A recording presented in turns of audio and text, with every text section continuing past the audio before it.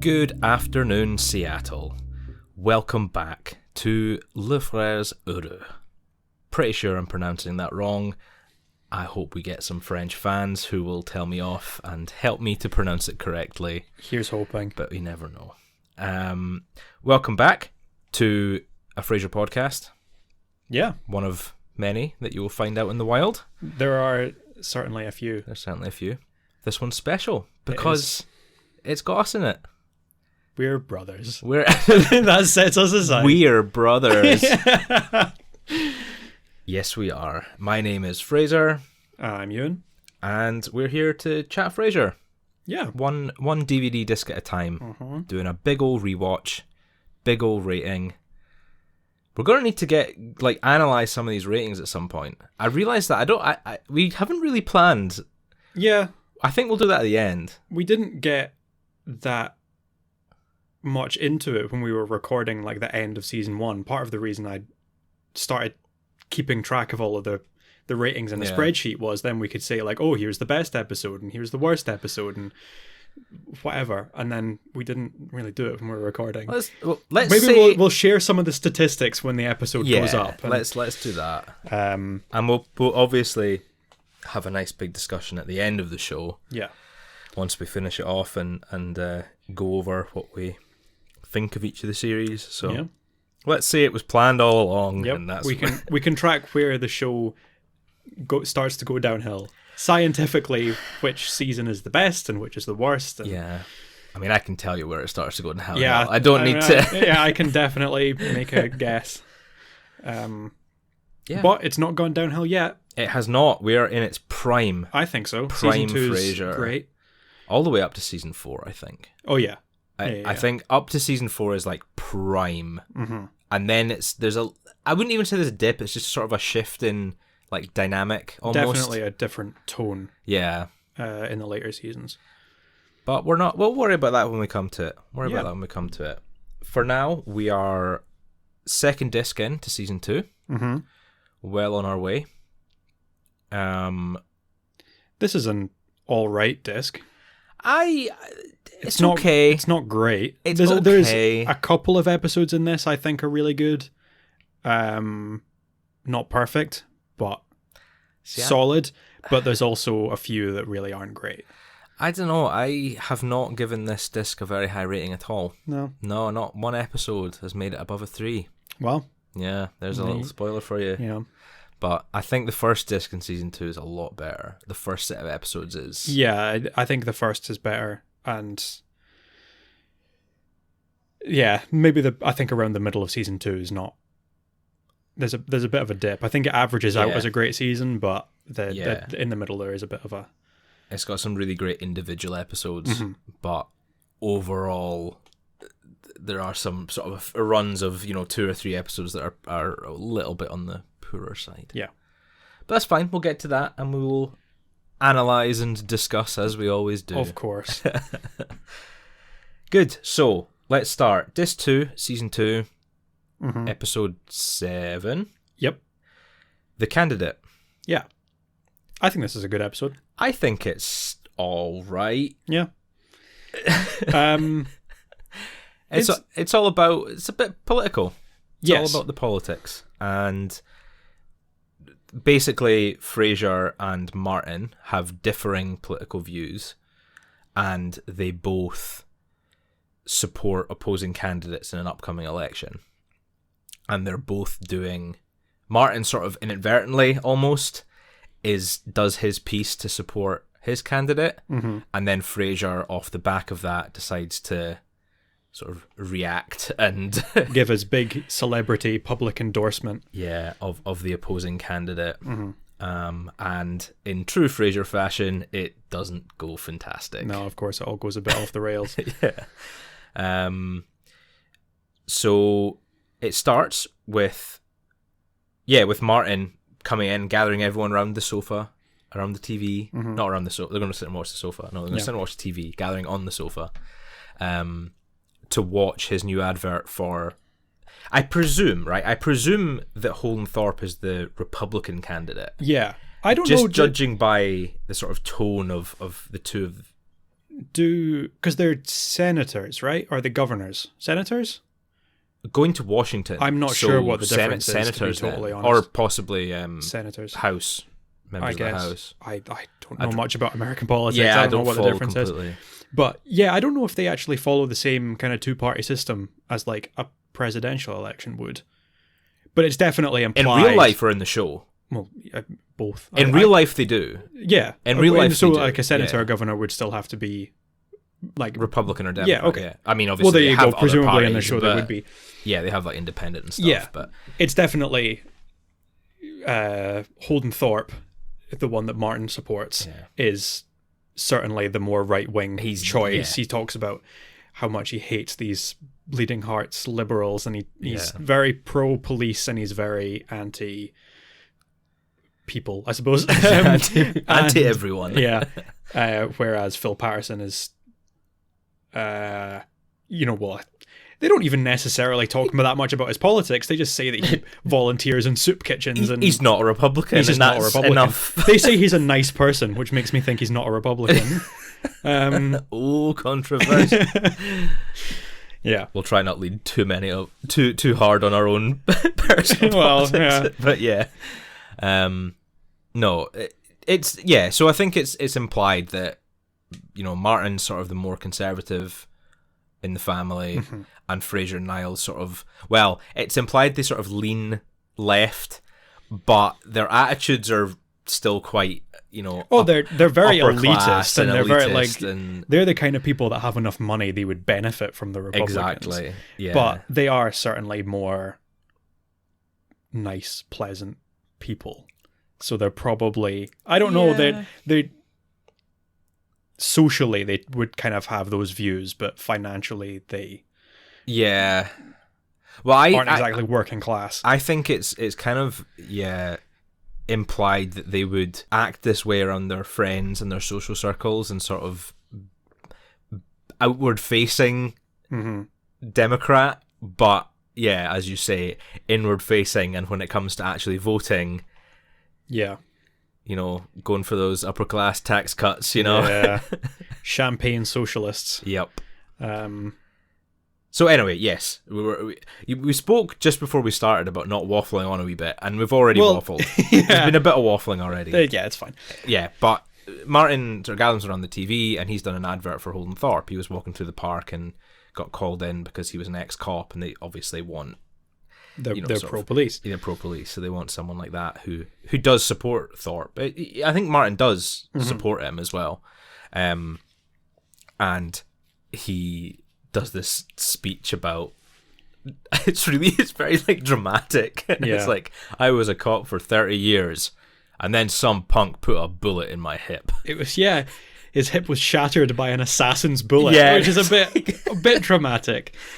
Like, not diminishing the pain he went through. Yeah, but he did get shot after all. It's very, like, dramatized. I don't know if I'd call him an assassin. Yeah, it was just some dude robbing a liquor store, convenience store or whatever.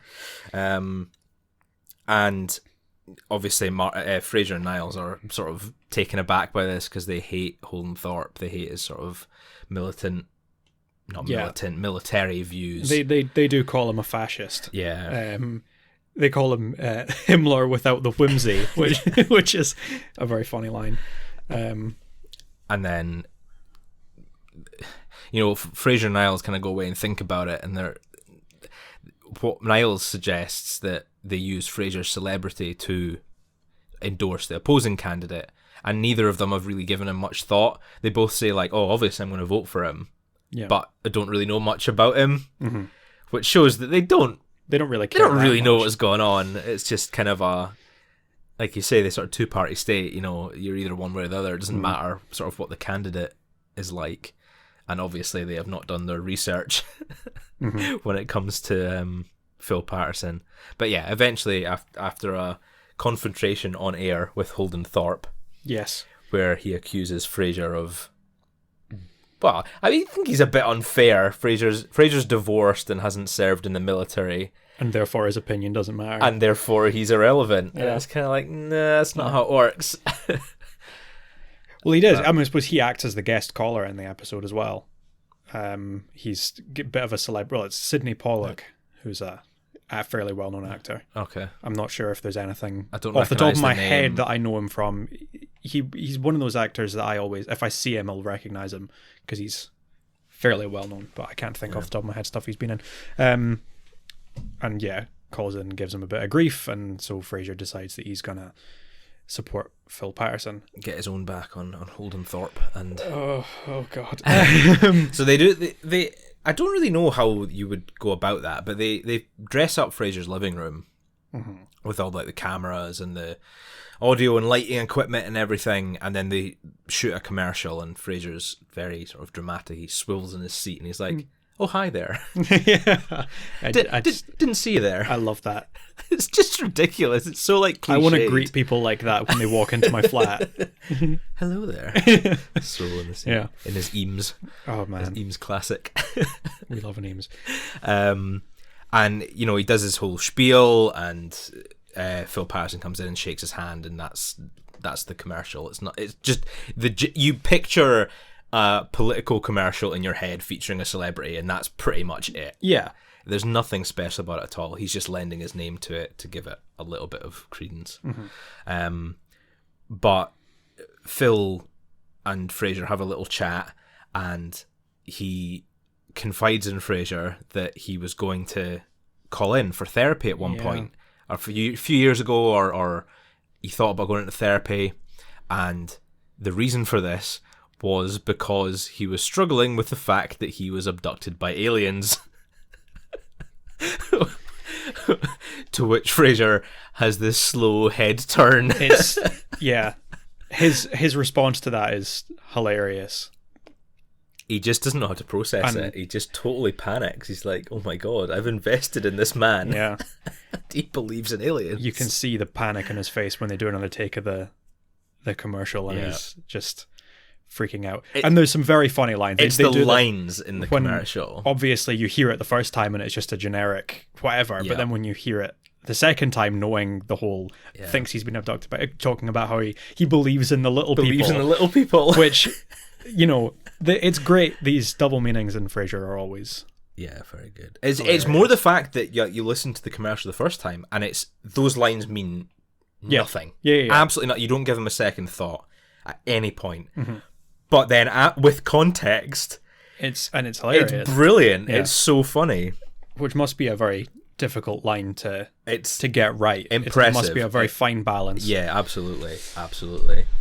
And Frasier kind of panics a bit, but he obviously does. They do the commercial in the end, or it doesn't.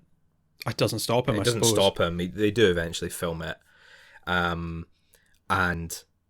Frasier he kind of gets on with it. He kind of doesn't really care.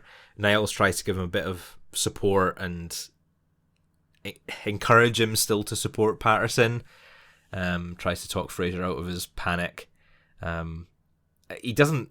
We don't really see much of what happens. No, he doesn't. There's not really any resolution there. He doesn't stop his support of Patterson. He doesn't actively continue it. The scene just kind of ends. Yeah. So we assume that the advert was shown and Frasier just kind of gets over it until a few days later or a few weeks later at the office, where Bulldog runs in and starts having a go at Frasier for his support of Patterson and says, "Oh, they found out his big secret. They found out about the aliens." And of course, Frasier's like, "Oh my god, they know that he believes in aliens. Yeah. No, I need to get ahead of this straight away. We need to get in front of this and damage control." So of course, Frasier being Frasier, jumps back on the air, announces to the whole of Seattle that Phil Patterson believes in aliens, and tries to justify that by saying, like, it's okay, he's just a fanatic, he's Who still cares if he believes in aliens from outer space? He's still better than Holden Thorpe, kind of thing. And it turns out that the actual story that Bulldog was running in to announce to everyone was that there were exchange students living in Patterson's house. Yeah. Illegal aliens. I still don't understand why people just use the term. Like, you could just say immigrants and it's not going to cause any confusion. immigrants come from other countries, aliens come from other planets. And it just don't use the words. Ugh, anyway. So, of course. All he had to do was explain the whole story straight off the bat, and all of that could have been avoided. Yeah. But no. So, of course, Holden Thorpe wins. Yeah, by a landslide. It's like 93% or something. And that's kind of the end of it. Yeah. Which is a shame. You know, Frasier just totally caught up in the middle of this. Mm-hmm. You know, if Patterson hadn't said anything, if Bulldog had just said, you know, had said immigrants instead of aliens, it would have been fine. But no, poor Frasier. But, ridiculous. You know, it kind of comes down to something that we've touched on a lot, and him making his like personal announcements over the air. If he hadn't taken it upon himself to like air the more like personal side of things, he could have avoided it. If he had just gotten on with the job, taken the rest of his calls, it would have been fine. But oh well. This episode, a couple of friends of mine they started watching Frasier. I think I gave up on it. I don't know if it's because they didn't enjoy the show or they just got caught up watching something else, but they were watching Frasier and they enjoy Frasier. It's ridiculous. I don't know why I'm still friends with them. And they didn't finish this episode. Okay. They got halfway through it and then they just like, I can't watch it. It's so cringeworthy. It's awful. I hate it. And they refused to watch it. And I just thought, I don't get that at all. I think it's a solid farce. It's a funny joke, but it's not. I wouldn't say compared to some episodes. Oh yeah, compared to some of the other this episodes. This is not cringy at all. This is like funny. Yeah. You know, when you watch the re-filming of the commercial after we found out about the aliens, Frasier's sort of squirming and it you know, but it's not cringy watching it. No. It's like, oh my god, he's in a funny situation. Ha ha ha. Yeah. It's not like, oh, this is horrible to watch. What is he saying kind of thing. So yeah, no, I definitely don't agree with your silly friends there. Disagree entirely. Yeah. If you're watching the show, we love you. You're not silly. Yeah. Do you believe in aliens?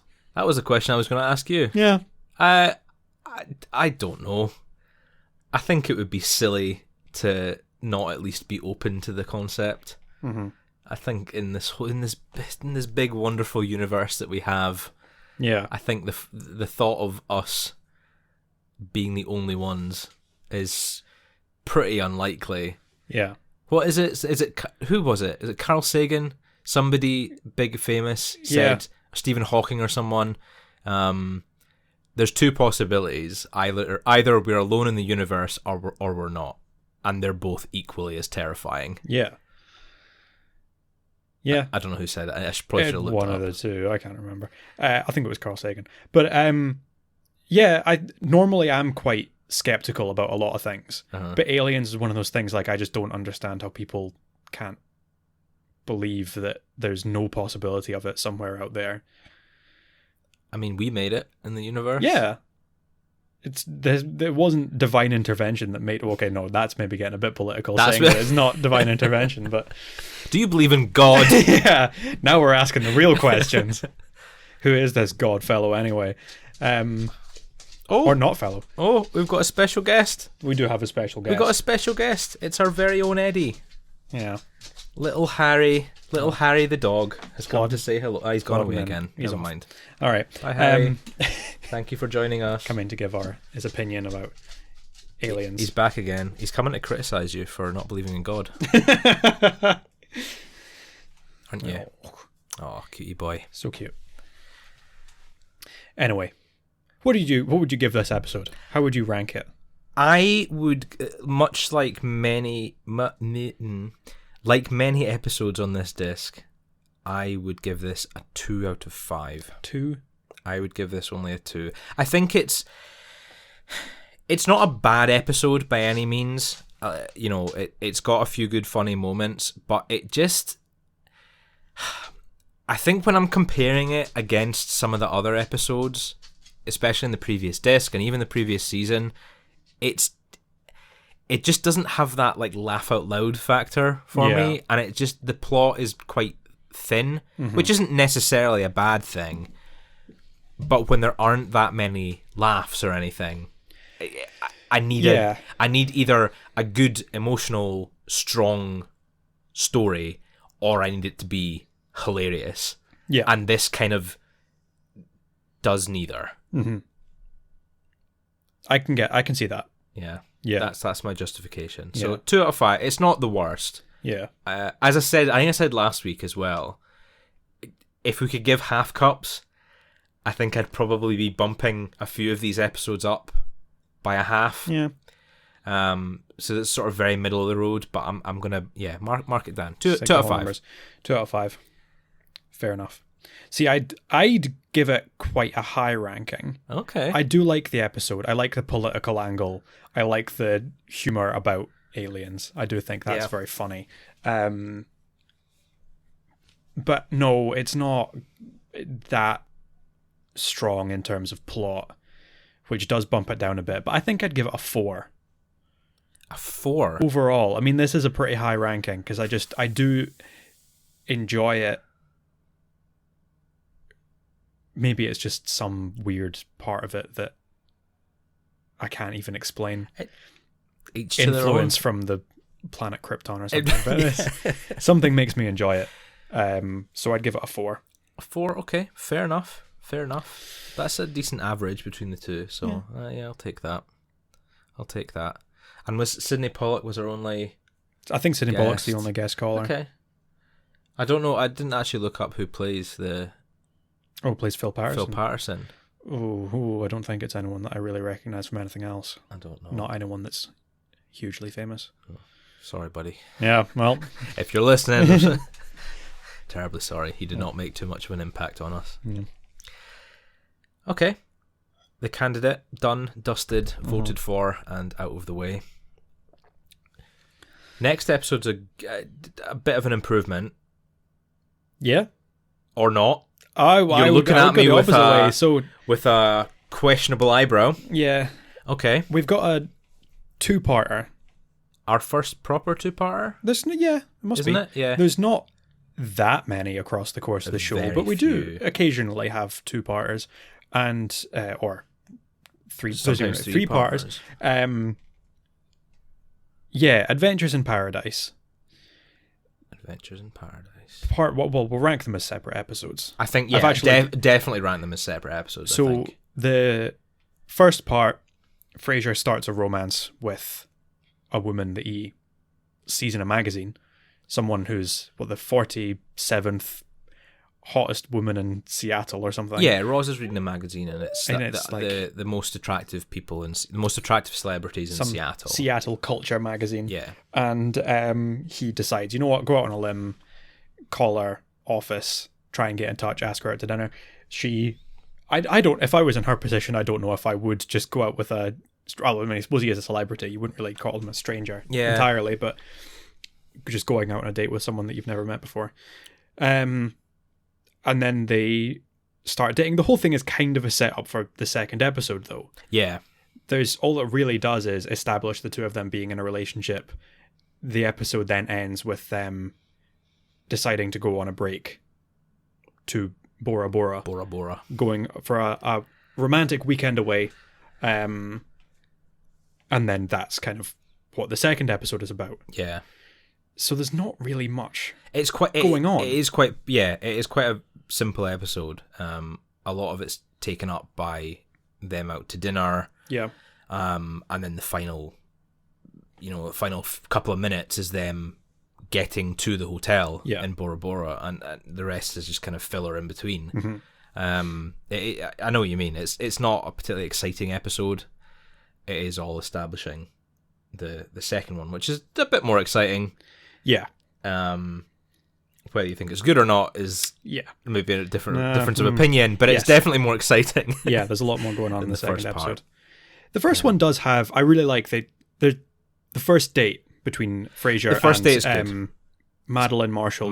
We did actually mention earlier on in an early episode because she's played by Jo Beth Williams, who was a guest caller in an episode in season 1. Mm-hmm.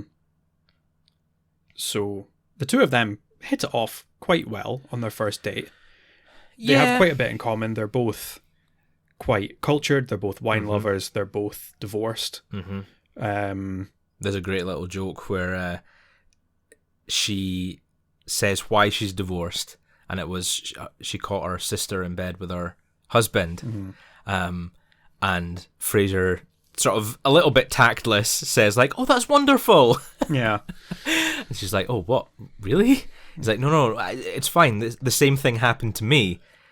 And she says, "Oh, my sister gets around." Yeah, that is very funny. I actually quite like. Yeah, rewatching it, I actually quite like JoBeth Williams. Her performance against Kelsey Grammer is actually really good. Yeah, they bounce off each other they quite well. Really well she just sort of slots in quite nicely. And yeah, that whole restaurant scene, the first date, is fantastic. Degas, the French restaurant. It's just Degas, his wife, his daughter, and then some kitchen staff. Yeah. So they have a bit of a family squabble because the owner's daughter announces that she's pregnant. Yep. They're having a screaming match in the kitchen. It becomes pretty obvious that the waiter that's serving Frasier and Madeline is the father of the baby and is not really wanting to admit it. Yep. So they have this big blowout. Frasier plays psychiatrist, and helps them get along, which does quite impress Madeline, and he does a good job of helping them overcome their issues. Yeah. It's quite nice, but it is very funny, them screaming at They're very stereotyped. Oh yeah, definitely stereotypical Monsieur French. Degas is very sort of stereotyped Frenchman. You know, his shouting, they joke about like baguettes, and it's I actually didn't check if the actors are actually French or not. Not anyone I recognise. I don't know. But it's quite nice that Frasier is able to help them very quickly. Yeah. They have a sort of touching moment where Degas and his daughter sort of come together and have a hug, and it's quite rare that we actually see him doing a good job as a psychiatrist. I was talking to say that as well. It's not often that we see him resolving things nicely. Yeah. You know, we sometimes see him giving his advice on the radio and them saying, "Oh, thank you so much," and then he hangs up, and that's kind of it. Yeah. Or him giving his advice and then hanging up immediately.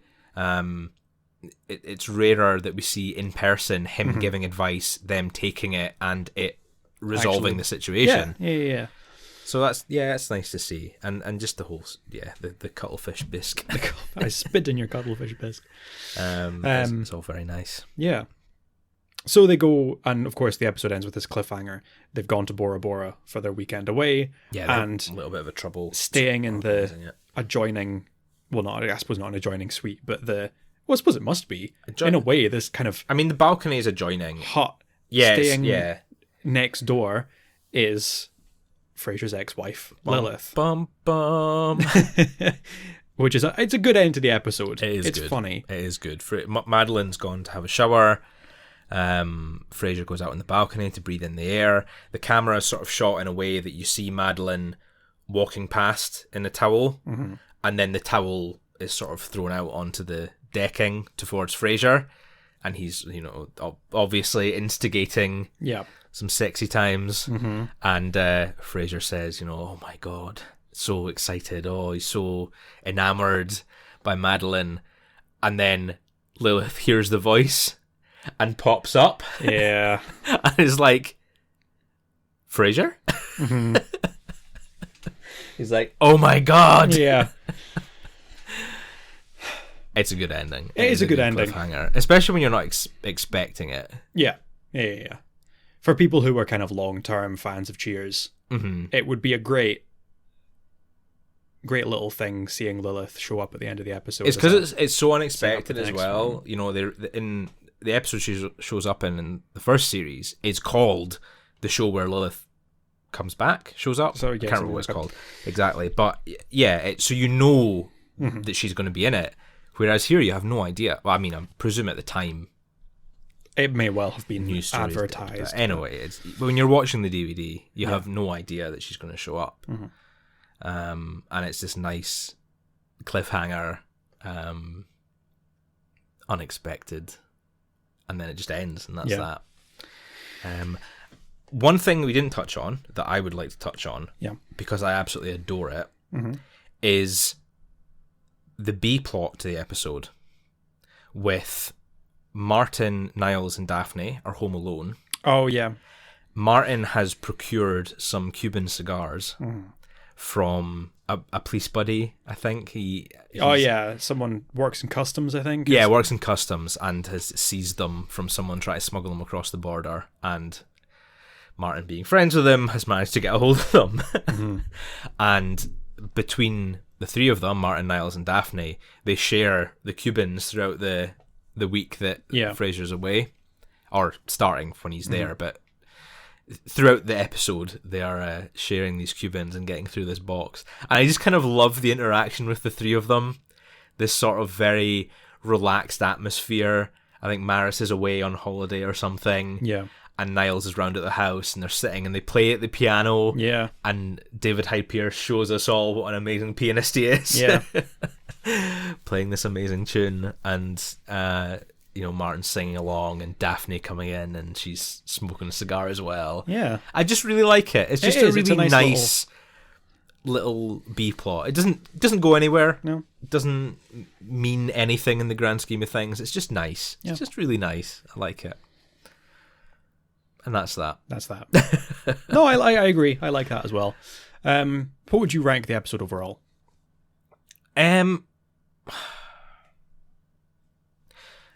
I'm going to give it a 2 out of 5 again. Yeah. Because like you said at the start, most of the plot is just kind of there as setup for the second half of the second half of the 2 episodes. And I like the B plot a lot more. Yeah. Even though it's quite short and there's not much to it, the fact that I like that more than the main plot kind of tells me how weak the main plot is. Yeah. I'd much rather see a full episode of Niles and Martin and Daphne hanging out for the week and what they get up to. So, yeah, I don't know. Yeah, 2. Yeah, I think 2. I mean, I'd give it the same. You give 2 as well? I agree with that. It's not really anything that noteworthy, to be honest. It's a bit of a forgettable episode. Obviously, when you combine it with the second part, it has more going on, but as an episode in its own right, there's not really much to it. Yeah. But that's just the first half. That's just the first part. Half. The second episode is far more exciting, as we said. Mm-hmm. Well, I mean... Definitely a lot more going on. Yeah, it depends what your definition of exciting is, I suppose. Yeah. But it starts straight off from where the previous episode ends. It's all about the fallout of Lilith being in the same place as Frasier, about the sort of impact that it has on him and Madeline, and about Lilith's future relationship. Yeah. Her Frasier's there with someone else, so is Lilith. Lilith and the other man, Dr. Brian... Something. Dr. Brian. Dr. Brian. Are obviously far further along in their relationship than Frasier and Madeline are. And that leads to some awkwardness and jealousy and uncomfortableness. This is why I hate it. Like I have said before, and talking about other episodes, anytime the conflict in the episode just comes from Frasier being an idiot and bringing all of these issues on himself, I just don't vibe with it. I'm not into it. And that's entirely what this is. He's just so incapable of handling the fact that Lilith is with this great guy. Yeah. And it makes him so uncomfortable that he can't enjoy the fact that he's with someone who's great for him. Madeline is just as good of a match for Frasier as Brian is for Lilith. Yep. So, yeah. Yep. Is pretty much my opinion on the whole thing. There's some... The first half of the episode, I mean, I say half. The first, 5 minutes or so of the episode is them still in Bora Bora and trying to enjoy their holiday. But Frasier's making it difficult. Yeah. He is very jealous of Lilith. He's trying to use Madeline to make Lilith jealous. Yeah. The scene with the bed is awful. I hate it. They decide to go out for dinner together for whatever reason. I suppose. I think it's to be Brian civil. and Madeline kind of suggest, "Oh, we'll go out for drinks." No, better we'll go out for dinner, because I don't think they realize how awkward Frasier is going to be with Lilith. It doesn't even seem like it's going the other way. I think Lilith she's moved on. She's fine. Mm-hmm. I don't think she's that uncomfortable and that competitive with Frasier as he is with her. Definitely not. So it's frustrating. Yeah, I mean, they come back from dinner and Frasier's obviously, all he's been able to think about is the fact that Lilith is with another man. Yeah. And he's ranting about it and raving about it to Madeline, and she's obviously getting sick of it. There's a loud motorbike going past. There is. They're obviously, she's not very happy about it. He's oblivious to the fact that she's unhappy about it, and she goes off to take another. She takes a lot of showers in these episodes. I suppose she must do. She goes up to take another shower, and Frasier, in an attempt to make Lilith jealous again, decides to jump up and down on the bed, pretending to have sex with Madeline, making it very loud, making some very awkward noises and saying awkward things. And whilst he does that, whilst he's banging the bed frame against the wall, we see Lilith and Brian coming back from their after-dinner walk. Yep. They weren't even in the room. And Madeline walks out, and she's not happy at all. Quite rightly so. Yeah. Quite rightly so. I would not be happy if my partner was trying to make their ex jealous by that's the only reason pretending to have sex on the bed. And so they abruptly end their Bora Bora vacation. I don't really know where Bora Bora is. I looked it up. It's in French Polynesia. Oh, okay. It's kind of near Tahiti. Okay. There you go. But I didn't know where it was before. I thought it was in the Caribbean, so clearly I don't know shit. But geography is not a strong suit. In the whole family, I don't think. I think. Well, I mean, for us, I think. Our parents, in this generation, at least. Yeah, our parents trained in geography, so that's true. Proud. That's true. we can't tell where Bora Bora is. Anyway, don't know where Canada is on the map. How would you know? Tucked away all the way down there. Yeah. No, we're not going to turn this into a Simpsons podcast. It's a Frasier podcast. It's a Frasier podcast. So they come back from Bora Bora. Yeah. They go back. Madeline isn't talking to Frasier. Mm-hmm. Rightly so, I would argue. And he does his usual thing of airing his dirty laundry again on his radio show, which twice in as many episodes. If anything, that would be another reason for me to not want to talk to him. But Madeline decides that that's sweet enough to give him another go. Yep. They get together for dinner. Madeline very nicely, clearly is being the bigger person. Mm-hmm. She takes some of the blame, which I don't think she really needs to. Nope, I don't think any of the blame should fall on her. But she says, you were clearly uncomfortable and I forced you to continue spending time with Lilith, which isn't really what happened. Yeah. But she says it's what happened and decides she can't hold it that much against Frasier that he wasn't comfortable with Lilith, and they decide to give it another go. As long as Frasier admits that there is absolutely no chance of the two of them getting back together. And I think, now, this is where the tables kind of turn a wee bit for me. Yeah. Because Frasier is honest, I feel. She says she doesn't want Lilith in his... Well, not that she doesn't want him in his life, but just she wants to make sure there's no chance of them getting back together. Mm-hmm. To which Frasier says, no, absolutely not. It was just the shock of them seeing them together. Yeah. She lives across the country, only see her in matters of our son. Yeah. And Madeline's aware they have a son together. And that's not dishonest. That's the truth. No, it's true.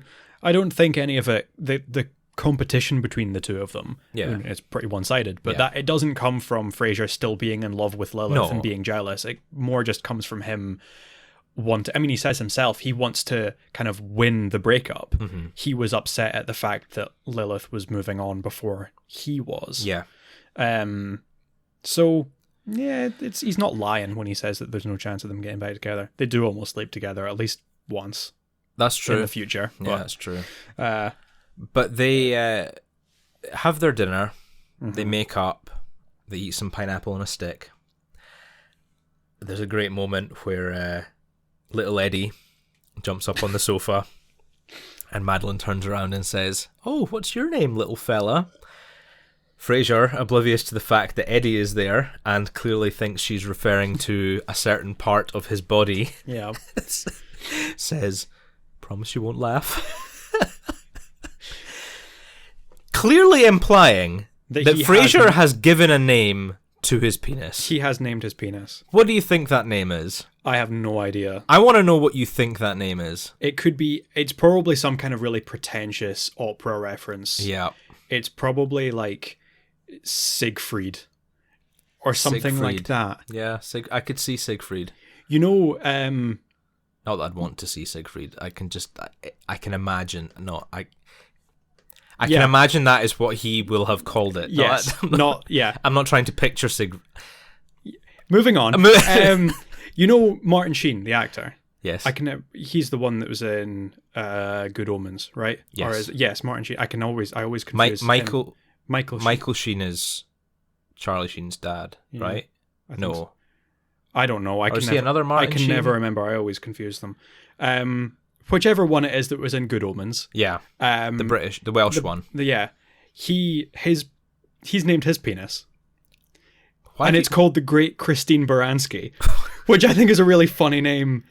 Why do you know that? They were talking about it in an interview. Actually, it wasn't him. It was Christine Baranski was talking about it in an interview recently, where she, said that that's what his penis is called. Anyway, that's not particularly important. It's kind of related to Frasier because Christine Baranski is in an episode of Frasier. Is she? Yeah. She plays Dr. Nora in season 6. Oh, that's Christine Baranski. Okay. Yeah. I didn't know her name. Yeah. Okay. Yeah. I'm going to try and get things back on track now. Yep, sorry. Okay, moving on. So, as Frasier goes to move Eddie to the back room and let them have some alone time, there's a ring at the doorbell, and Madeline answers it, and guess who it is? Mm-hmm. It's Dr. Lilith Sternin. Yeah. She comes in, and obviously Madeline is surprised to see her, saying, "Oh, I thought you lived in Boston. I thought you lived halfway across the country." And she said, "Yeah, well, I do, but I'm on a layover." And judging by Frasier's signature pineapple on a stick, so are you. Yeah. As always, Lilith just has the best quips, the best delivery, snappy retorts. So witty and so fantastic. But I think Madeline is a bit unfair here. So before, I think she was completely justified in her not, she left Bora Bora. She wasn't entitled to give him a second shot, anything like that. I think she was completely justified. She does decide to give him another shot. Fair enough. That's her choice. Yeah. But I think here, she is pretty unfair because she storms out as soon as she hears that Lilith tells her that her and Frasier would make time for each other if it was something important. Mm-hmm. And she storms out at that. I think that's a good rule to have if you're a divorced couple who have a child together. Absolutely fair. Yeah. I think there's nothing wrong with that. And just because Frasier didn't explicitly say that earlier, I don't think that's reason not to carry on. She seems to think that it's too complicated, the relationship between the two of them. But it's actually pretty straightforward. It's very straightforward. So yeah. She runs out and then Lilith stays to talk to Frasier. Yeah. And says that she's getting married. Turns out she's getting married to Brian. Dr. Brian. Dr. Brian has suggested that they stop by Las Vegas on the way home. Which I was thinking about it in my head. They would have flown in from the west, because it's kind of halfway between the US and New Zealand. Bora Bora. So they would have flown in on the west, gone to Seattle, which is the northwest. Yep. Then south to Las Vegas. In Nevada. And then to Boston, which is right over on the northeast. Yep. Coast, so the kind of east. That's a pretty convoluted journey. I mean, maybe, but I can see why she wanted to make Frasier aware, and possibly boast a little bit, but maybe. It does seem like it is out of respect. Yeah. And kind of letting him know, especially having seen him so recently in Bora Bora. Yeah. So they stop off, and there's a great little scene with Martin and Niles returning from the theatre, and Daphne as well, returning from the theatre. They're obviously very shocked to see Lilith as well. But I'd totally forgotten about it when Lilith announces that she's getting married again, and he's back in again. Harry's back. Hello, Harry. Oh yes, he's a good boy. Oh, he's just sitting wagging his tail. Yep, doesn't know what's going on. Happy to be involved. You're just happy to be here, aren't you, pal? Yes, you are. Good boy. Lilith announces that she's getting married again, and Martin has this like white sheet face, just totally absolute panic.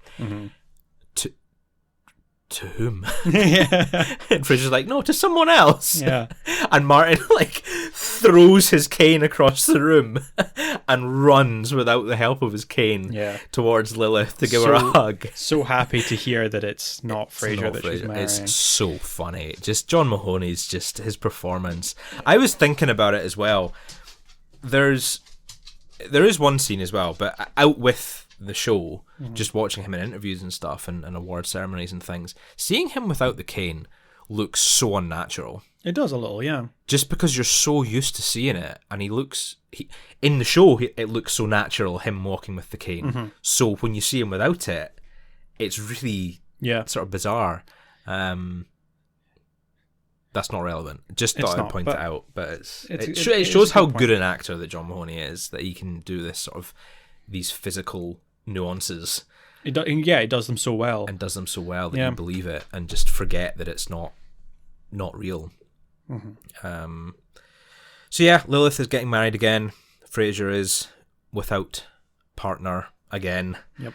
Martin is happy. Yeah. And they take one last trip to Bora Bora at the end of the episode. Frasier is out on the balcony once again, and Madeline walks out of the shower in her towel, as she did before, throws the towel down and says something along the lines of, okay, shall we try this again? Or something along these lines.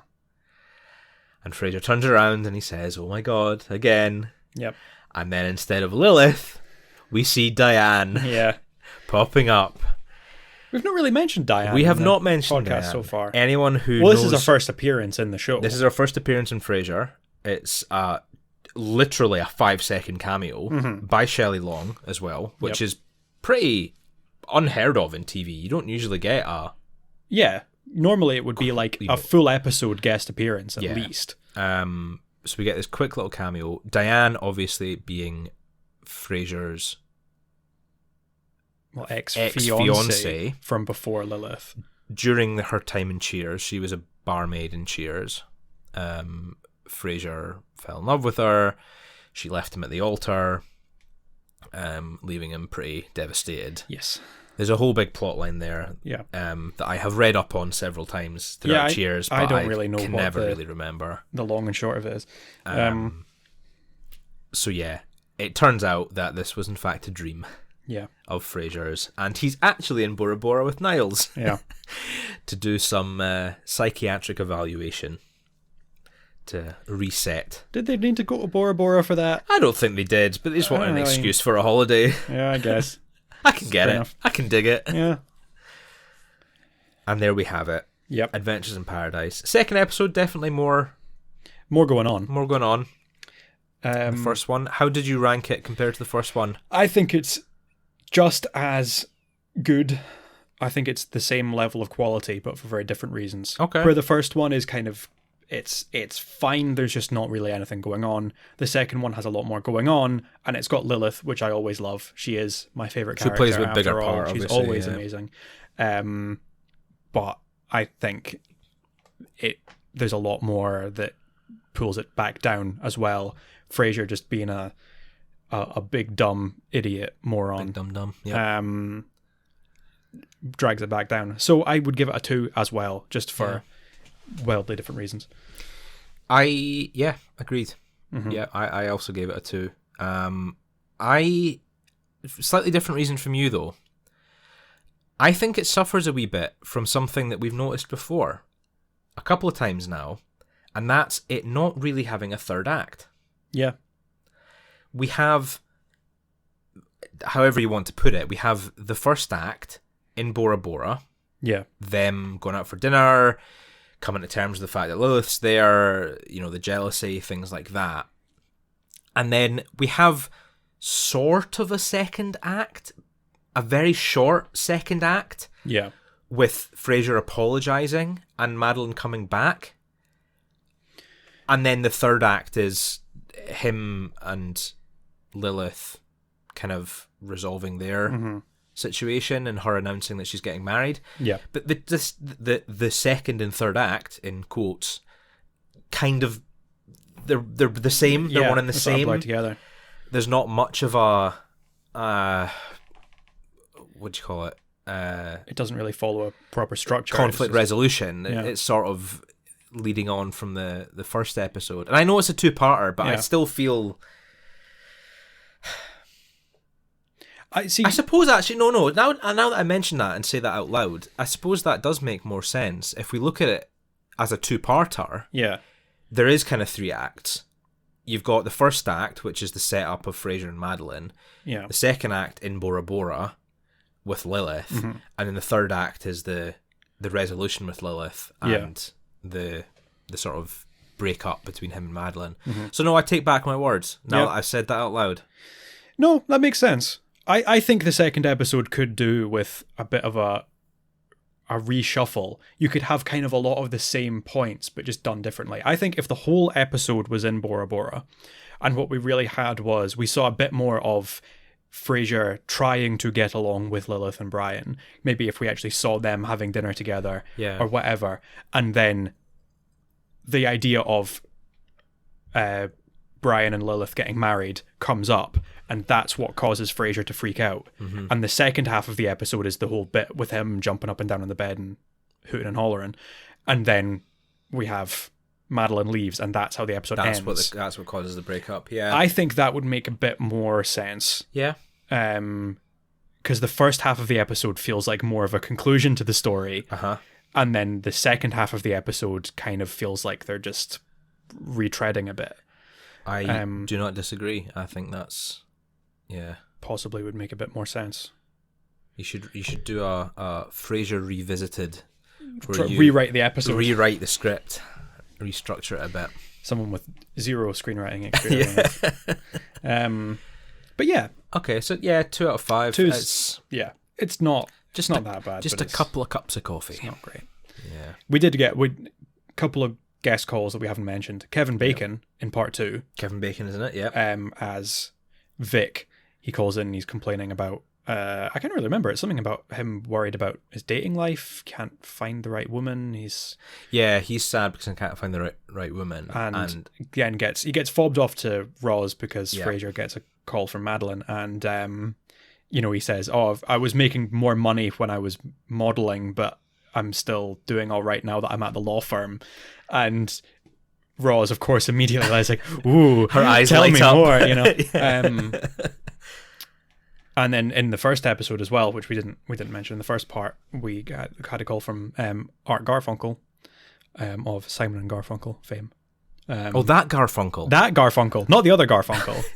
Not one of the many other people called many Garfunkel. Yeah. There you go. A couple of guest callers. Very, very famous guest callers. Yeah, they're we do get a few that aren't necessarily all that well known, but those two are pretty big names. Yeah. That is Adventures in Paradise. Yeah. Our first 2-parter, Return of Lilith. Unfortunately, not the best of episodes, but we crack on. Next one again, I'm not overly bothered about. Yeah. Burying a Grudge is one. Now this episode and the next episode, I have seen fewer times than other episodes. Yeah. And I don't know why. Yep. The same issue as I hadn't seen. I think it was 40-something, I think, from the first series. I think it's just one that I either stepped out of the room for when the DVD was playing or fell asleep to, and just coincidentally have not seen it as many times as other There's episodes. definitely some that are kind of the last episode on each disc. You know, if you sit, you put the disc on, you put it on play all, and you get through maybe 4 episodes, maybe 5 episodes. So the last episode on the disc tends to get ignored and it's not watched as many times. Yeah. But see, that's not... See, with this one, the last episode on the disc, I love. I've seen it plenty of times. It's usually the 4th or the 5th episode on the disc. Weird. So maybe I fall asleep and then wake up again. Maybe. I don't know. Anyway, Burning a Grudge. Yeah. It is all about Martin. Unfortunately, it's not quite as... I don't want to say well written, because it's not well written. It's just not quite as in depth. It doesn't explore Martin's story quite as well as other episodes do. Doesn't have as much emotional weight as other episodes of the same caliber, the same tone do. It's not as... And Affair to Forget in season 1. Yeah. Affair to Forget, is that what it's called? In season 2. We've not gotten to that one yet. It's the end of season 2. What's the episode? Oh, of you're 1? thinking of Beloved Infidel. Beloved Infidel. Yeah. Sorry, I'm thinking. I'm getting ahead of myself, thinking of a different episode. But that is the episode I was thinking of. Yes. Just a different title. Yeah, no, Beloved I agree. Infidel. Yeah. With Hester's Frasier's mum's affair. You know, that episode's all about Martin as well, and that kind of as you say, carries a lot more weight. In terms of exploring Martin's character. Whereas this one, I feel, almost tries to do that and just kind of doesn't quite hit the mark. It's all about Artie Walsh, who was Martin's ex-partner on the police force. And he is in the hospital getting surgery, quite severe surgery, kind of not sure if he'll make it through surgery. And it turns out that he and Martin had a falling out many years ago. They'd never made up, and they're kind of encouraging Martin to make up with him, to let what's the phrase? Let sleeping dogs lie. Yeah. No, that's when you leave it alone. Yeah, you kind of get a bit of.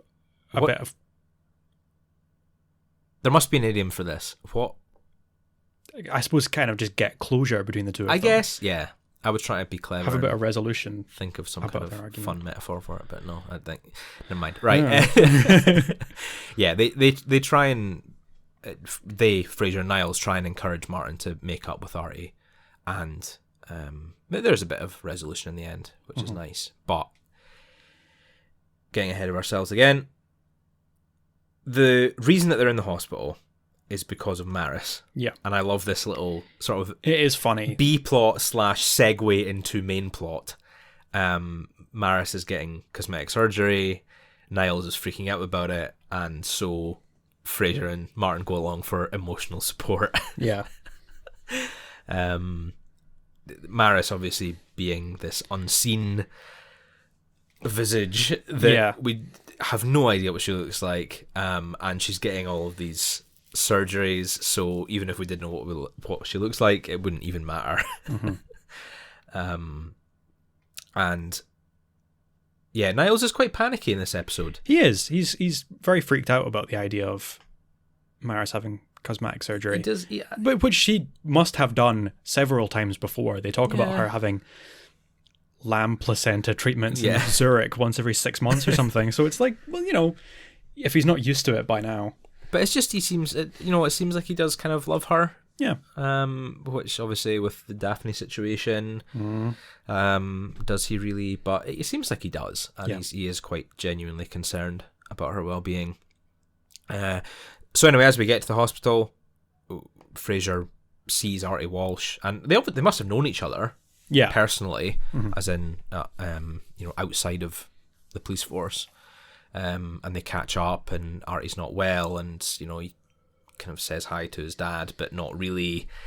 Frasier relays that information and kind of coerces, reverse psychologies Martin to go and see Artie and try and make up at least, which doesn't end well. No, they're both too stubborn, and they just can't forgive each other. for whatever it is that they did, which turns out was not that bad. No, not really. In the grand scheme of things. It was a little joke.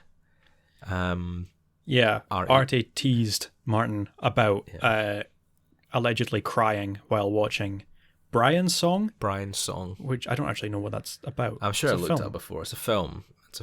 A sad film. Yeah. That was on in a bar. It was on in the bar. It was on in Duke's. And Martin allegedly cried. Yeah. And then in exchange for him being made fun of for this, he makes some jokes about Artie's wife having an ass the size of Albuquerque. Which is a bit of a... Oh, the dog has just collapsed on the floor. Slumped. He's fine. He's just getting comfy. Which is a bit of a blowout exaggeration. Do you know what I think? Yeah. That kind of personal attack after a bit of teasing. Yeah. It's not great. Yeah. But overall, it's the kind of thing that you would just kind of shake hands and get over. But obviously, neither of them did. They're both very similar. They're both very stubborn. Both like the last word. And even after a bit of Daphne's cheeky trying to get to the bottom of it, trying to manipulate Martin, no one can seem to get through to him. Yeah. Until Frasier gets a phone call. And he makes it sound very sad. He's like, "Oh, is that okay? I see. I understand. Well, I'm sure you did everything you could to save it. Okay, thank you. Right, bye." And he hangs up the phone. Mm-hmm. And Martin's obviously very concerned. He's like, "Oh my God, it's Artie. He's passed away." And Frasier's like, "Admit it. You think it was. You were concerned." He's like, "Okay, fine. I admit it. I was concerned." And he talks him into going to see Artie and making up, basically. To which Frasier reveals the phone call was actually about Martin's car. Yeah, the transmission was broken. The transmission's dead. So, it's little moments like this that I like, that Frasier is, okay, maybe not all the time, but he does have his moments of being a good psychiatrist. Mm-hmm. He can see his way around people and help them, even in strange situations like this, which is nice. So they go back to the hospital. Mm-hmm. We bump into Niles, who is offering up gifts to all of the nurses who are tending to Maris. Yeah, Maris not being a very easy patient to deal with. Yep. There's a great joke when Niles is talking about how he's trying to make Maris feel more comfortable in the hospital. Yeah. And he says, the doctors recommend kind of recreating the home environment to help the patient feel more comfortable. So Niles slipped a pearl handle revolver under her pillow and got himself a room across the hall. Which is hilarious. And I was watching that and I started thinking about it. That's great because it's two solid jokes in one. Uh-huh. The pearl handle revolver and the room across the hall are two funny quips. He could have just said one of them and it would have been funny. Mm-hmm. But he says two of them. You get two jokes in one. Twofer. And it made me think about a lot of modern comedies where they'll take maybe, 30 seconds to tell one joke. 30 seconds, maybe even up to a minute. Something like Family Guy drags jokes out for as long as possible. Mm-hmm. Whereas Frasier, in 5 seconds, can tell several jokes because they're that well written. It's so concise. You're really getting the bang for your buck with that, which I really respect about the writing. Yeah. We're not totally trying to dunk on Family Guy. I'm sure it has its moments. I am a little bit. I'm yet to see any of those moments, but I'm sure that they're somewhere. Yeah. But no, I know what you mean. The writing has changed in terms of modern sitcoms. There are good ones at the moment. That's that's not to say that there aren't good sitcoms at the moment. But when you compare them to things like Frasier, just the snappiness of how they're written, the quips between characters, the actors delivering the lines. It's something else. Yeah. You can't recreate that. You just can't. There we are, waffling again. No, that's not waffling. That's the point of the show. It's We're relevant. supposed to discuss it. Yes. Yeah. But back on the plot. Last scene, Frasier and Martin go back to Artie's room. They have a little bit of a heart-to-heart. Martin, Artie, not Frasier. And they basically make up. Yeah. It's kind of just resolved nicely through a simple apology. Mm-hmm. There's not... This is why I don't really like this episode, because it's all very straightforward. Yeah. There we go. We've gone from praising the writing to criticising the writing, but it's not the writing specifically. Well, yeah, It's there are plenty of good jokes. It's just the setup just gets resolved very quickly. Yeah, the plot's very simple. And as I was saying earlier, you've got kind of the two types of story in Frasier. You've got like the more story-driven ones, like with emotional weight, and then you've got the funny episodes. And again, this one tries to hit the emotional notes and just kind of falls flat a bit. Yeah. It almost would have had a lot more emotional weight if we had explored the idea of how Martin would have dealt with not getting that resolution with Artie. Yeah. If he had died. Yeah. Before he'd had a chance to clear the air. Yeah. That would have been it would have been very sad, but it would have been a very interesting exploration. Yeah. I imagine the show probably could have handled it quite well. There is a bit right at the end. Martin's complained several times about how Artie always wants to have the last word. Yeah. So he's leaving. As he's going out of the hotel room, he says like, "Oh, goodbye," and then Artie says goodbye, and he says, "Oh, I'll see you later," and then Artie says, "See you later," and he keeps saying goodbye over and over again in different ways, and Artie always has something to say back to it. And in the end, he kind of says it really quick and closes the door so that Artie can't have the last word, and then he turns back and lets Artie have the last word and kind of gives into that. And I think I never thought of it this way before, but rewatching it this time, it's almost as if it's like the final last word. Like he knows Artie might not make it. He might not see him again. He's glad that he's gotten this closure, but it's not worth this last bit of bickering and trying to have the last word, which is I'd never thought of that. It is nice, but it doesn't carry enough emotional weight in that one little moment.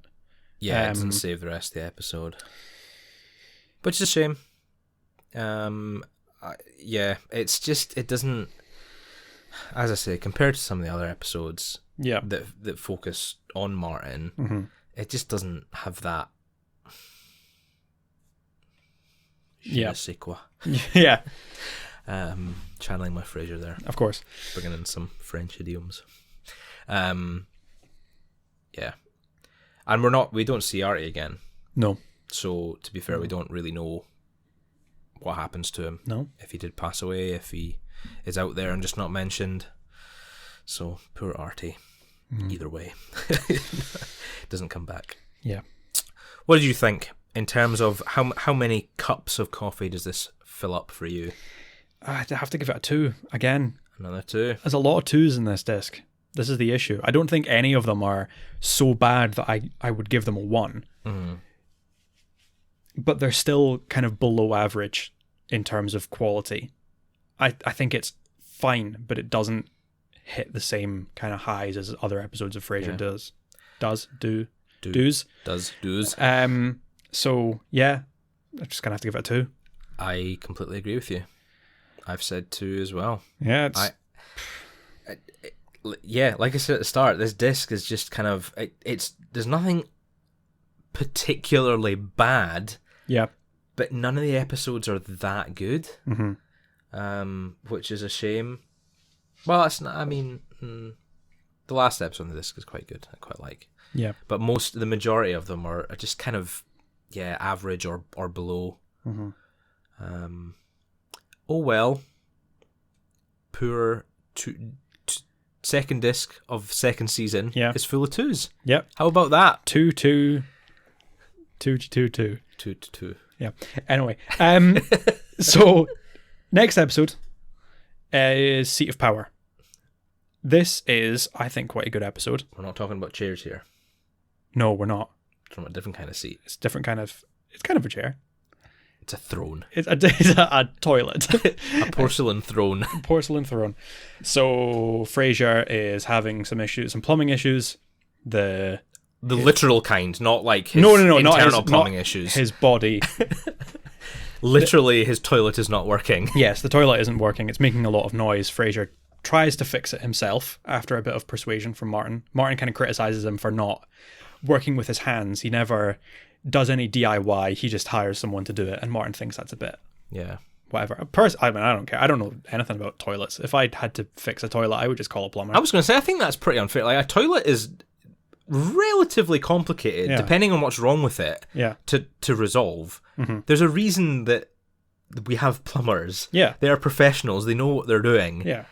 So the fact that Martin's like, oh, can't you just fix it yourself? It's like, it's not hanging up a painting on the wall. It's not hammering a nail in. Yeah. It's actually... It is a complicated thing to sort. So Frasier and Niles decide to try it themselves. It goes as well as you would imagine, and they actually make it worse, probably. No, well, they do actually make it worse. They confirm. So they call a plumber in, and the plumber arrives, played by John C McGinley. John C McGinley. Great. Better known as Dr. Cox. Dr. Cox from Scrubs. As well as being in plenty of other things. Many things. He was in the most recent season of Brooklyn Nine-Nine as well. The last I've not seen the last season. Don't spoil, please. I won't spoil it, but he's in that, and he's really good in that, as a kind of recurring character. Anyway, so he shows up. Niles panics a little bit because Niles realizes that he is Danny Kriesel, Danny Kriesel didn't get a mention in the first season, but his older brother Billy Kriesel did. The two of them terrorized Frasier and Niles when they were in school together. Sort of the anti-Frasier and anti-Niles. Yes, the Wario and Waluigi of the Frasier universe. So Niles is freaking out a bit, and he decides that what he really wants to do is kind of rub in his face how successful he is. He has all this money, and he drinks expensive wine, and he has a fancy car and whatever. So he tries to rub it in Danny's face. Danny, of course, I mean, plumbers make good money. Yeah. You know, there's absolutely nothing. I mean, people look down on people learning a trade. Mm-hmm. I kind of wish I had done that. Yeah. Just get a trade. You don't have to get student loan debts. Mm-hmm. You don't have to whatever. I mean, that's a whole big thing that we could probably spend hours talking about. But, you know, he makes good money as a plumber. It's not like he's not successful because he's doing a trade. This whole bit is all based on Niles and Frasier's like elitism. Yeah. That a working class plumber is not as well respected as they are, is not as well earned or anything as they are, which is pretty upsetting. It is. It's really stupid. So he kind of tries to get back, and one of the reasons that he holds such a grudge against Danny is that Danny used to put his head in the toilet and flush it when they were in school, which of course then harkens back to the fact that it's the toilet that he's fixing. Mm-hmm. So he almost pushes Danny's head in the toilet because he's freaking out about the two of them being there. In the end, Frasier drags him out and decides that, you really need to go and talk to him, be adults, talk to him about this. And that's when we realize that Danny's work partner, is his brother, Billy, who has been mentioned before and was Frasier's school bully, and the two of them are working together. Yeah, again, coming back into the Wario Waluigi thing, they are... The anti... They've gone into the same industry as each other in the same way that Frasier and Niles did. And so they then have this conflict still going on in the bathroom while Danny is undergoing this sort of mini therapy session with Niles. And in the end, Frasier does exactly what he was trying to convince Niles not to do, and he shoves Billy's head in the toilet, and as revenge. And that's kind of how the episode ends. Pretty much. It's a shame because Niles was clearly trying and was getting through to Danny. Yeah. And he, Danny does sort of apologize and realize the error of his ways. Just as Frasier kind of caves into this act of revenge and flushing Billy's head down the toilet, which is very unpsychiatrist-like of him. He needs to be able to control his emotions a bit better. Yeah. But I like the way that this episode explores like bullying and the impact that it has on people in the long run. Mm-hmm. Because Niles, I mean, we see, Niles, when he says to Danny, like, clearly you don't even remember me. You used to bully me in school. Mm-hmm. And we see that, and he doesn't, it takes him a minute to remember who Niles is. Yeah. He doesn't know him by name. He doesn't recognize him. Even when Niles says, you did this and you did that, he says, well, I'm sorry, I don't remember you. Yeah. And then when he does eventually remember, because I think he says, you used to put my head between your ankles and hop around the lunchroom or something like that.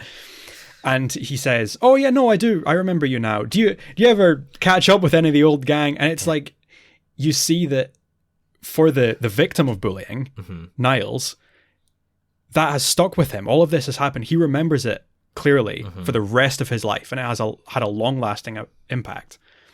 Whereas Danny just thinks he doesn't even remember. Yeah. And then when he does remember it, he just thinks it was a laugh. Yeah, he just thinks it was sort of a bit of fun between kids. Yeah. And that is, I think, in a lot of ways what really happens. That's quite accurate. I would say so, yeah. I think there are some situations, Danny kind of says, I thought it was just a bit of fun, I mm-hmm. thought it was kind of just messing around. That's what kids do, kind of thing. Yeah. And I think in some cases that is the case. Mm. Maybe it is just kind of, it is technically bullying, but it's sort of, there's not a huge amount of long lasting damage. Yeah. But in saying that, I think, most, probably the majority of cases are more serious and more long running, mm-hmm. And will stick with you, whether you're able to get over them or not. Yeah. They will stick with the victim. Obviously, it kind of compares to Billy, contrasts to Billy, that he doesn't seem to have any remorse. No.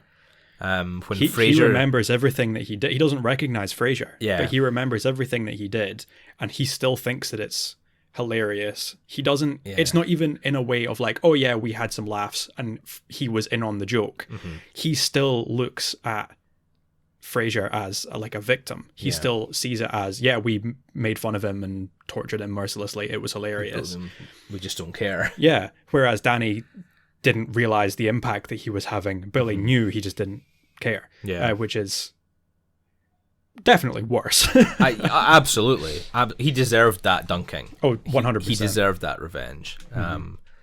So as much as Frasier should have been in control of his emotions, it was justified, I think. But yeah, no, I agree. I think it's kind of a good exploration of bullying. Even if it's a bit more lighthearted, it's not quite as... It's not a serious, exploration of the impact of bullying. But mm-hmm. it does, as you say, it is probably quite accurate for... Not that we would know what it's like to be bullied. No. No, sir. Of course not. Not two nerdy podcast hosts. Nope. Never. See, this is the thing. Unfortunately, ashamedly, I can look back and kind of get both sides of that. I can look back and think I can see the long-lasting impact that getting picked on in school can have mm-hmm. on someone. And also I can look back and think I never really considered how shitty I had been. You can look back as a teenager and think oh, well, in a way it's just kids and it's what they did to kids picked on each other and that's, what happened. Mm-hmm.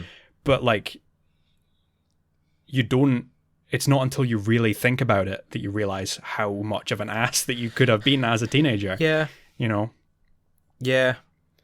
And I think, I hate to say it, but when you're looking at what when Danny first tries to justify his position, he says, and it's kind of tongue in cheek, the joke, but he says, okay, yes, I did bully you, Niles. Yeah. But you showed up to work in a tweed blazer carrying an attaché case. Mm-hmm.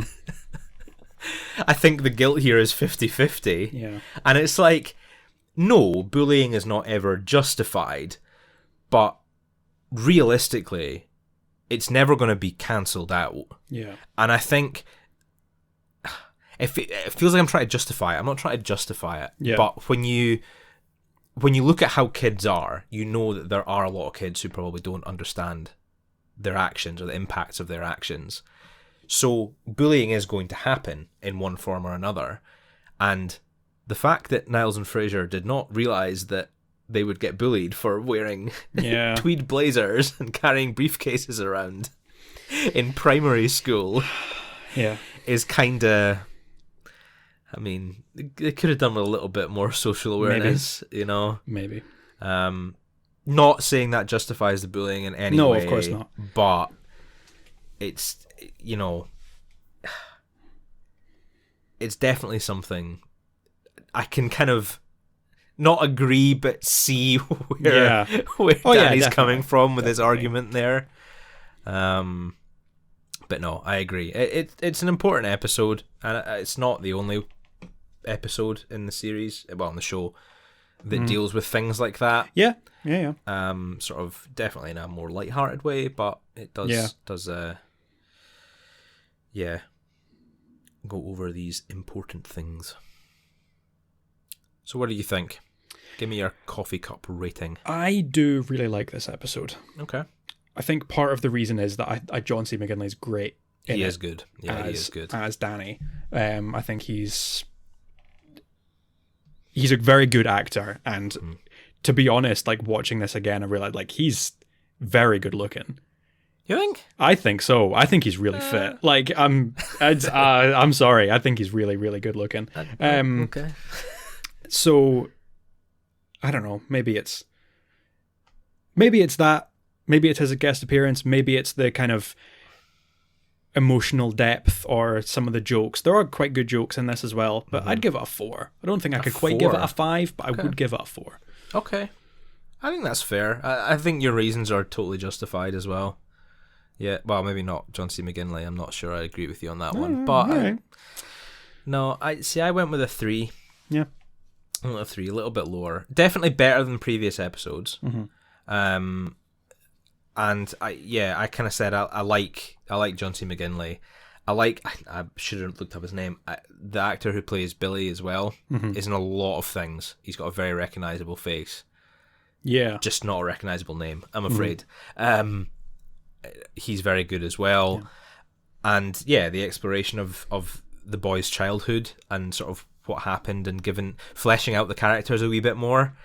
And sort of understanding why they are the way they are today is good to see. Not always in a positive light, but not always. Just to see that exploration is good. So yeah, 3 out of 5, 4 out of 5. I will not criticise you a 4 out of 5. Fair enough. Definitely a good call. And that is episode 5. Episode 6 is Roz in the Doghouse. I would argue probably the best on the disc. Yeah. I like it a lot. I think it's very good. We have a sort of... It's not Bulldog-centric, but it's probably the most prominently featured Bulldog so far. Yeah. He definitely gets the most screen time he's had in an episode so far. Probably Roz as well. And Roz, actually. I think this is probably the first time we really get like a Roz... I mean, it maybe not entirely Roz-centered, because it's about Roz and Frasier's working relationship, largely. But it's the most we've really seen of Roz in the major plot so far, which is good, because Roz is great. We do love Roz. We love Roz. I love Bulldog as well. He is very good in this. I love Bulldog, and Dan Butler, just performance, just always great. Excellent. Rough synopsis. Frasier and Roz are kind of having a bit of a falling out because he doesn't really appreciate her too much. There's sort of... It kind of alludes to that at the start of the episode. Roz then has an accident at work. She trips over Bulldog, and breaks her ankle or sprains her ankle. She's laid up in bed for a week or 2 weeks or whatever. I don't know how long it is exactly. It doesn't really explain. And off the back of that, the rift between Frasier and Roz kind of grows. Yeah. Roz starts to realise that he doesn't really appreciate her as much as he probably should. Mm-hmm. And rightly so, to be fair. He is definitely a bit of an arse. He is a difficult person to work with, and she handles him very well, all things considered. And she doesn't really get that appreciation. And luckily for her, Bulldog does. Yep. Bulldog recognises how good a producer she is and wants her to take over his show and produce for him. I don't know, he doesn't explicitly say instead of Frasier. Yeah, I mean, suppose she could do both. Theoretically, she could do both, but... I don't know how much work she would have to be doing when she's not on the air. Yeah. Probably, I mean, I imagine quite a bit. Probably quite a bit, yeah. But I don't know if 2 shows would be too much. Don't know. But either way, she doesn't need to worry about that because Frasier pisses her off to a degree that she is willing to quit his show and go and work for Bulldog instead. Mm-hmm. And quite right, Frasier's a bit of a dick. He is. Oh yeah, 100%. He is in the wrong. He immediately jumps when Bulldog asks Roz to produce for him. Frasier immediately jumps to the conclusion that he's trying to get her into bed instead of admiring her abilities as a producer. Yeah. And the fact that that's so far from his mind, that she might just be a fantastic producer, is pretty insulting in and of itself. It is. It's really quite sexist. A little bit. To assume that the only reason that Bulldog would be interested in her is because he wants to sleep with her. Yeah.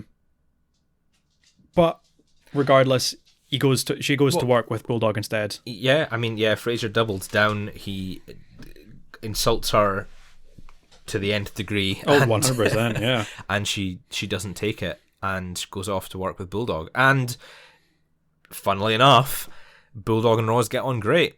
Yeah, they work so much better together on the air. They have a great rapport. Bulldog's very loud and has all the sound effects and all his remarks, his insulting remarks towards everyone, and Roz just bounces right back.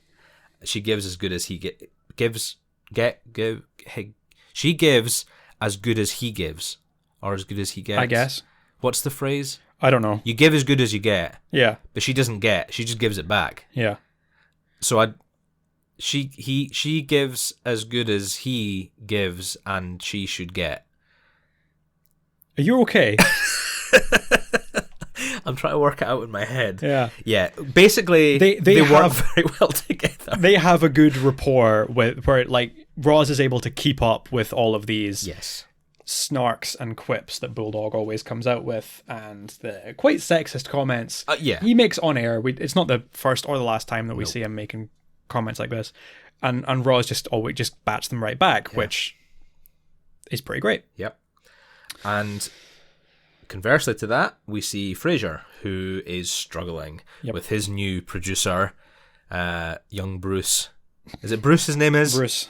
Young Bruce, who is just starting out in his career and doesn't really know what he's doing. Not at all. It does not last very long either. So there's a little bit of a montage of Frasier. I am Frasier. He is Frasier. I am struggling today. Yes. It's hot in this room and I'm tired. So there's a montage of Frasier going through producers. We've got an elderly lady a heavy smoker, clouding up. They're all sort of visual gags. Yeah. There's a man who gets very frustrated and just starts crying in the booth. Yeah. There's a lady who's very well endowed, and Frasier can't keep his eyes off her. Yeah. And we end on an elderly man who cannot stay awake. Yep. Who comes back. I think he stops into the cafe later on and insults Frasier for not waking him up after the show ends. But basically, he cannot find a producer as good as Roz, and quite right, because she's amazing and no one can hold a candle to her. As I said, they go to the cafe, and Martin and Daphne actually basically convince Frasier to apologise. Well, he doesn't admit it, but they do basically outright tell him he was in the wrong, make it up to her, just get over it. Get over your pride, go and apologise. And we leave the scene believing that he's not going to. Yeah. And we cut to Roz's apartment with one of the best one-man performances in the show. Oh, yeah. I can think, second only to one scene that we see later on. I think you know the one I'm talking about. We have Dan Butler as Bulldog, who takes one of Roz's comments the wrong way. Whether he wants to take it that way or he does genuinely misunderstand, we don't know. But basically, he thinks that Roz is implying that they're going to have sex. He then rips his shirt off, pulls his trousers down. Yeah. He's got his rose petals and his little flowers and his handcuffs in his gym bag. Yeah. So, did you think he just keeps them on him at all times? I think he's always prepared. In case of emergencies? I think he's just always prepared. Yeah. Knowing Bulldog, yeah. Probably. He's always ready for it. But we've got this great performance by Dan Butler, who's running all about the room, sprinkling the rose petals, and he's got a big feather that he sort of sticks in his boxers and accidentally lights on fire. Yeah. It's wild. He's running. It's brilliant. I love watching it. And then Roz re-enters the room, sees him half naked in her bed, and screams because obviously that was not her intention. She was and I feel sorry for her because she genuinely thought they were doing really well together. Yeah. And they were. Yeah. And she didn't want to ruin that with, a sexual relationship. And unfortunately, it ended up that Bulldog, whether he did want it or whether it was just a misunderstanding that led to him believing that she did as well, I don't know. Knowing Bulldog, could be either. A bit of both. He's got a bit of a heart underneath his rough exterior. Yeah, maybe. Little bit, a little bit. heart, but could have been either. And as he leaves, we see Frasier, who's come by to apologise to Roz. Unfortunately, I would say it would have been too little, too late. Yeah, but he sees Bulldog leaving and believes that he is then justified in his belief that all he wanted was to sleep with Roz, which I think is a little bit unfair because that wasn't the case, really. This is where I kind of came down on the episode a bit because I think it would have been better if Bulldog never made a pass at Roz. Obviously, this is kind of how the episode concludes, and it's how it always was going to conclude because we know what Bulldog's like. But I think it maybe would have been better if that wasn't... Maybe Roz misunderstands something that Bulldog says and throws him out on his ass when he actually wasn't making a pass at her for once. And then, in the end, we know that Frasier was wrong, and Bulldog wasn't actually interested in having sex with Roz, and it was just about her being a very good producer. Maybe not. Maybe that wouldn't work comedically. I don't like the fact that Frasier was right. Yeah, that's what I was thinking as well. He shouldn't be going away from that at the end of the evening thinking that he's in the right. He has such a smug look on his face when he sees Bulldog leaving. And Roz looks ashamed as well. Yeah. And it's like, no. Yeah. She shouldn't be because... he was in the wrong throughout the episode. I agree. Frasier should not be right all the time. He's too prideful and it doesn't deserve that. It's a good episode though. I like the relationship between Bulldog and Roz. They've got some really good scenes together. Peri Gilpin's sort of, as you say, one of the first big Rose-centric episodes. Yeah. Chance for her to shine, and she does, as always. Yes. She shines anytime she's on screen, but here we get a proper decent look, and the first look at Rose's apartment as well. That's true. First time we see her apartment. The collection of shoes. The collection of cowboy boots. It's very funny. Yeah. It's not a great look, I don't think, but it's very funny. Yeah, interesting decor, yeah. But anyway, I gave this a 3 out of 5. Yeah. When I was watching it. But I'm going to bump that up. Yeah. Now that I'm thinking about it. I'm going to put it up to a 4 out of 5. Mm-hmm. And I'm going to do that based on Bulldog and Rose. Yeah. Yeah. Based on their performance and their interactions throughout the episode. Yeah. And also Daphne's tartan skirt makes a return. Yeah. And she's got her hair curled. And she just looks absolutely gorgeous in this episode. There are, you talked about it last week, and it wasn't something I had thought about, but then when I was watching these episodes, I kept an eye out specifically for it, and yeah, the fashion is... It's on point. It is 100% on point in this disc. I think it's a seat of power. Is a particular highlight of the outfit. Even though she's mopping up the flood from the bathroom. She is. She's still got it. Yep. Daphne's still got it. Yeah, the curly hair is a nice look, actually. I do. I think it's not. Nice. She doesn't keep it for long, but it's a travesty, honestly. Yeah. Anyway, yeah. So I would give it a 2. A 2. I would give it a 2. That's even lower than my original rating. Yeah, it's not. I think it's a bit dull. I don't think there's really an awful lot to it. Okay. I like seeing Roz getting a chance to shine, but I'm not huge on her interactions with Bulldog. Really? I don't know. It just doesn't... Oh, see, I love it. Just doesn't vibe with me, I suppose. That's fine. That's okay.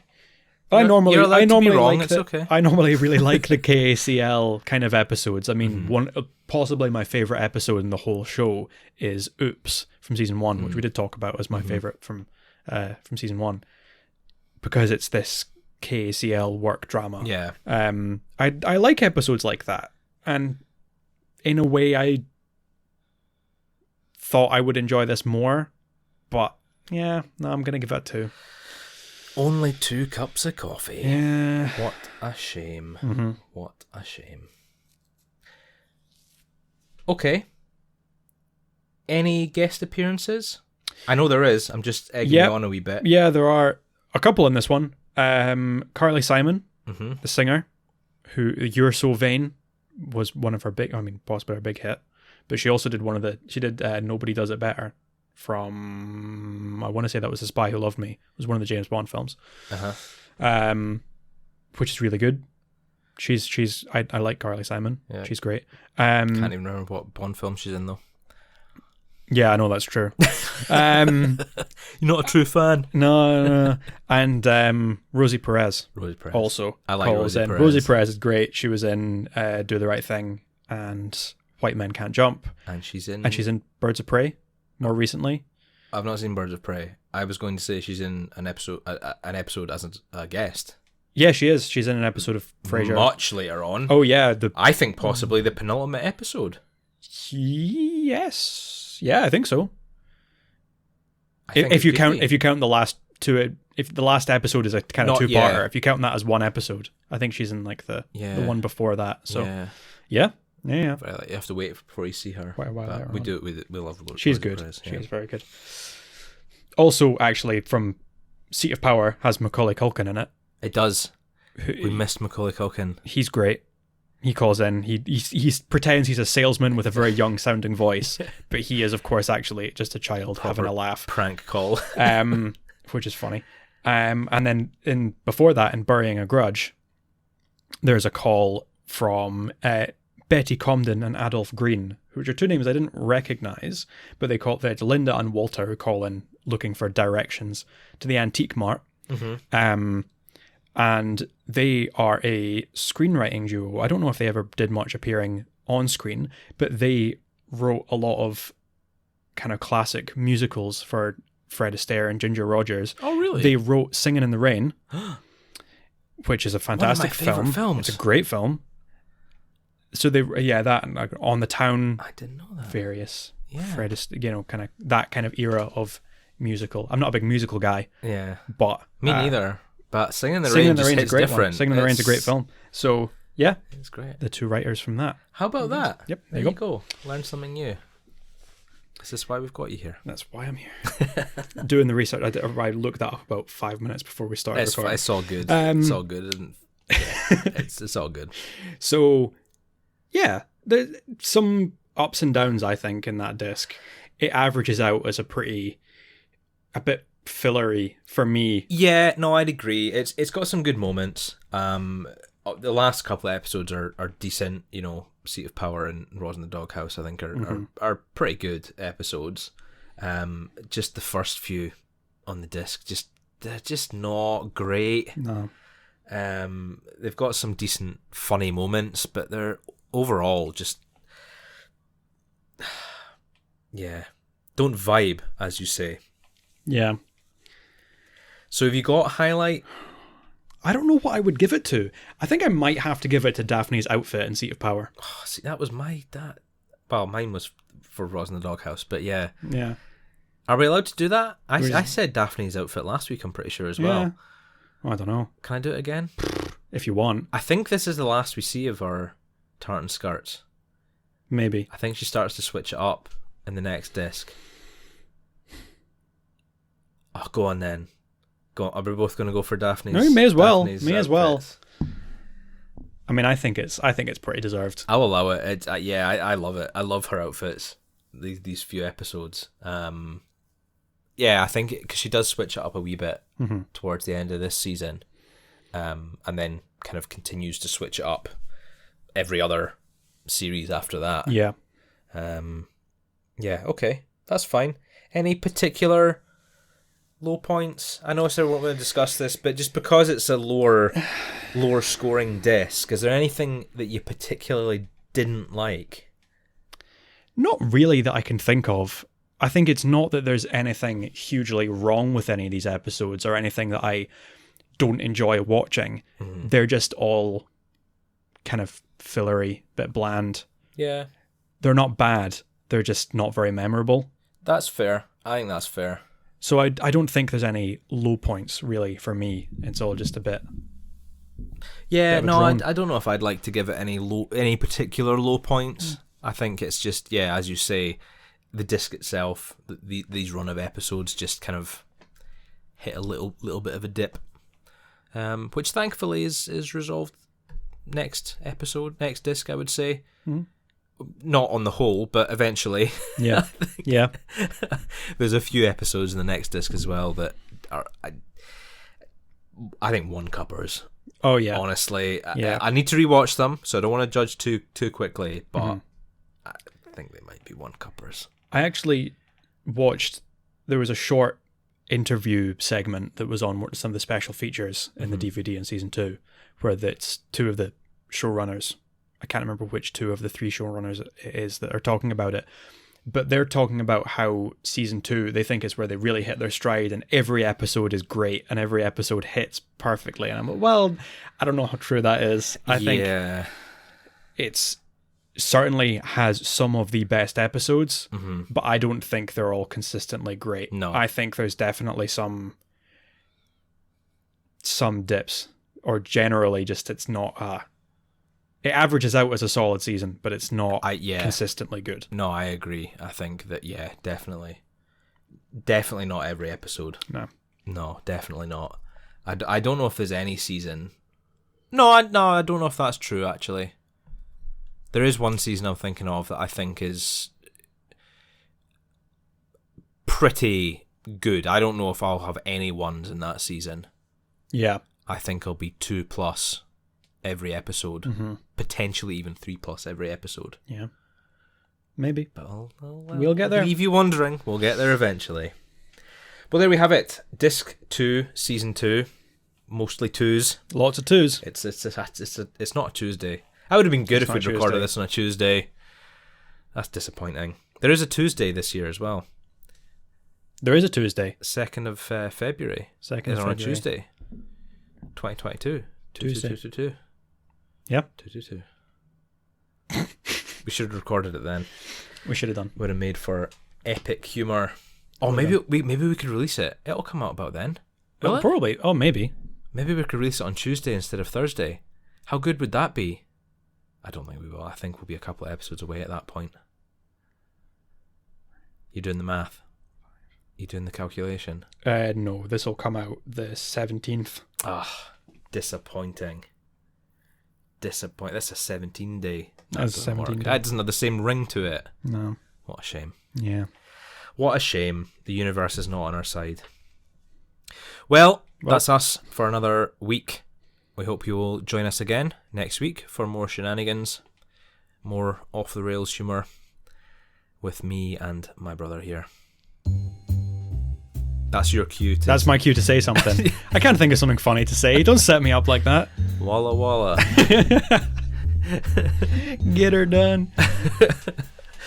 Okay, right. We'll try this again. Let's see if I can get this finally. So, have a great day, good mental health, and thank you for listening. Waka waka. You're an ass.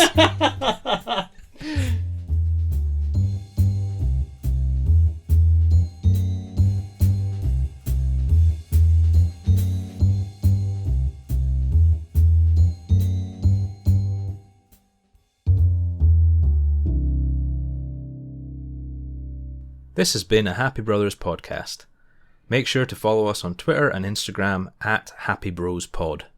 All opinions are our own, and as always, special thanks to Leah O'Donnell for the show's artwork.